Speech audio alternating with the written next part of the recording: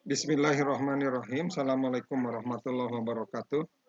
Kita bertemu lagi dalam mata kuliah MSDM Internasional.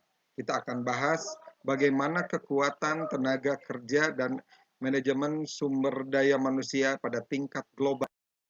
Apa yang dimaksud dengan globalisasi? Globalisasi merupakan satu proses yang menyeluruh, yang mendunia, di mana setiap orang tidak terikat oleh negara atau batas-batas wilayah. Artinya, setiap individu dapat terhubung dan saling bertukar informasi dimanapun dan kapanpun melalui media elektronik maupun cetak. Kita akan bahas pada pertemuan ini mengenai kekuatan tenaga kerja, kualitas, kuantitas, komposisi SDM, masalah yang timbul dari tenaga kerja asing, staffing policy, kebijakan staff, kegagalan manajer ekspatriat, kesuksesan seleksi ekspatriat, training, dan kompensasi. Kekuatan dan juga kelemahan tenaga kerja. Kualitas, kuantitas, dan komposisi angkatan kerja yang ada merupakan bahan pertimbangan yang amat penting pada tiap bidang usaha, terutama bila dituntut untuk efisien maupun memiliki kemampuan bersaing serta menciptakan laba. Negara yang rendah angka kelahirannya, tenaga kerja menjadi kelemahan atau kekurangan dari segi jumlah, sehingga negara tersebut membutuhkan tenaga kerja asing, terutama di bidang konstruksi, jasa, pabrik, dan lain-lain. Kualitas tenaga kerja ditentukan oleh sikap, pendidikan, dan keahlian yang dimiliki tenaga kerja. Di sisi lain, tenaga kerja ditentukan oleh banyaknya tenaga kerja yang ada dengan keahlian untuk memenuhi kepentingan usaha tersebut. Adapun komposisi angkatan kerja merupakan bauran yang tersedia untuk bekerja dari segi umur, baik dalam hal populasi maupun labor atau biaya gaji, biaya pegawai, keahlian, gender, ras, agama, dan status sosial. Global Human Resources Management perlu memperhatikan berbagai hal, diantaranya adanya kesepakatan NAFTA, Europe Union, dan AFTA, ASEAN Free Trade Area, di mana di sini terjadi arus sumber daya manusia, perpindahan yang tidak dibatasi sepenuhnya. Yang kedua, akselerasi pasar keuangan internasional dari jaringan informasi, serta kurang penanganan dan dalam menangani hal perencanaan dan pengembangan operasi internasional. MSDM global perlu mendapat perhatian. Hal ini dikarenakan terjadinya mobilitas tenaga kerja, di mana perpindahan dari satu negara ke negara lain atau dari satu daerah ke daerah lain berjalan dikarenakan orang-orang menginginkan untuk mendapatkan pekerjaan yang layak. Mengapa ini terjadi? Karena faktor ekonomi dan politik. Dari sisi faktor ekonomi, tentunya ingin mendapatkan kehidupan yang lebih baik dengan pekerjaan serta bayaran yang lebih baik untuk memenuhi kebutuhan tenaga kerja di negeri tuan rumah dan dapat meningkatkan pertumbuhan ekonomi negara tersebut. Dalam hal politik, ini disebabkan karena adanya perselisihan di negara asal pekerja.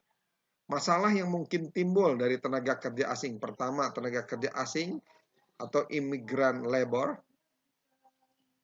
dapat dianggap merugikan karena mengambil porsi pekerja penduduk asli pada saat keadaan ekonomi membaik. Yang kedua, ras atau perselisihan dengan penduduk asli sebagai negara penerima. Yang ketiga, ledakan jumlah imigran dan ketidakteraturan yang ditimbulkan.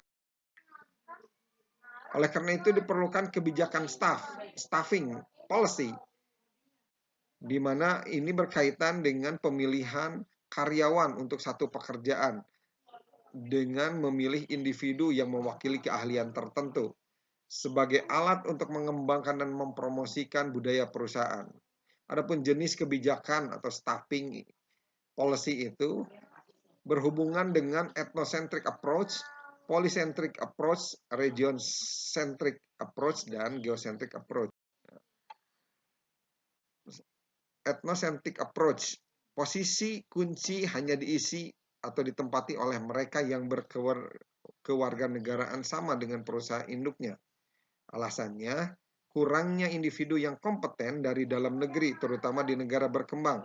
Yang kedua, cara terbaik menjaga budaya perusahaan tentunya dengan menggunakan pekerja dari perusahaan yang berkewarganegaraan sumber perusahaan tersebut. Yang ketiga, memudahkan transfer pengetahuan, di mana core kompetensi ini dapat diberikan kepada mereka di cabang atau di luar negeri. Selanjutnya, dalam hal ethnocentric approach ada kelemahan. Pertama, menutup jalan atau membatasi kesempatan mereka yang berkewarganegaraan setempat. Kedua, produktivitas dapat menurun karena turnover karyawan memungkinkan meningkat.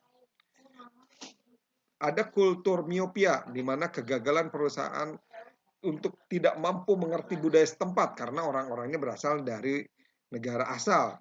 Juga pada implementasi marketing dan manajemen terjadi hambatan.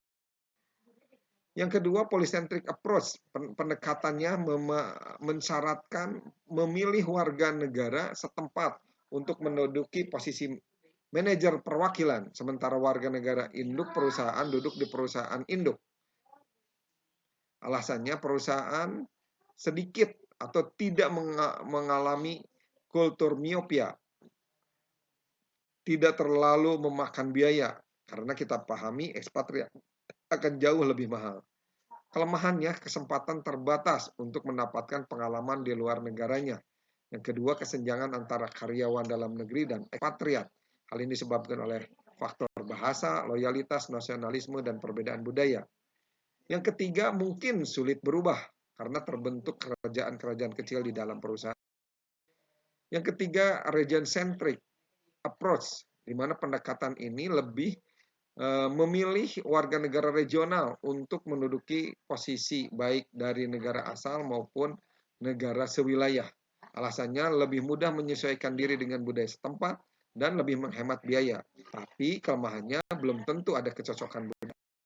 Yang keempat, geocentric approach, di mana pendekatannya mencari orang terbaik untuk posisi kunci dalam perusahaan tanpa memandang kewarganegaraan.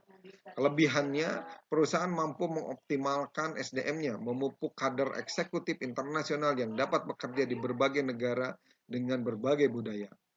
Dan yang terakhir, meningkatkan respon lokal karena mereka merasa dihargai untuk menjadi SDM kelas dunia. Kekurangannya terjadi kompleksitas kebijakan pekerja asing dan tentunya akan mahal dalam konteks training, relokasi, dan biaya kompensasi. Kegagalan manajer asing menurut survei di Amerika, perusahaan multinasional Amerika. Pertama, ketidakmampuan pasangan untuk menyesuaikan diri. Yang kedua, ketidakmampuan manajer menyesuaikan diri. Yang ketiga, masalah keluarga. Yang keempat, kurangnya kematangan secara pribadi maupun emosi dan ketidakmampuan menghadapi tanggung jawab yang lebih besar di luar negeri. Menurut survei Japan's Multinational, kegagalan manajer asing ini diakibatkan ketidakmampuan menghadapi tanggung jawab yang lebih besar, kesulitan dengan lingkungan baru, problem pribadi dan emosi, kurang memiliki kemampuan teknis, dan ketidakmampuan pasangan untuk menyesuaikan diri. Menurut Mendenhall, kesuksesan seleksi ekspatriat dilihat dari 4 konsep, yaitu self-orientasi, di mana di dalamnya memperhatikan self-esteem atau harga diri, kepercayaan diri, dan mental kesejahteraan. Seseorang yang memiliki hal ini akan mampu menyesuaikan diri dengan makanan setempat, olahraga yang ada, musik maupun hobi. Yang kedua, other orientasi, kemampuan membangun hubungan dan berkomunikasi dengan teman kerja dan masyarakat di negara di mana dia ditempatkan.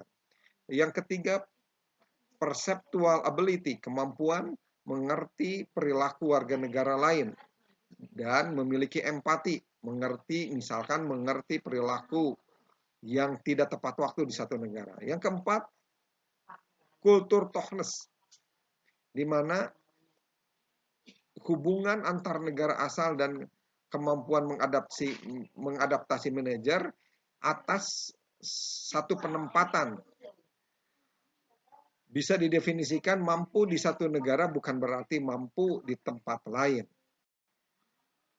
Training untuk penempatan di luar negeri harus memperhatikan 4 konsep, yaitu cultural training, memahami konsep sejarah, politik, ekonomi, dan agama, serta situasi sosial bisnisnya.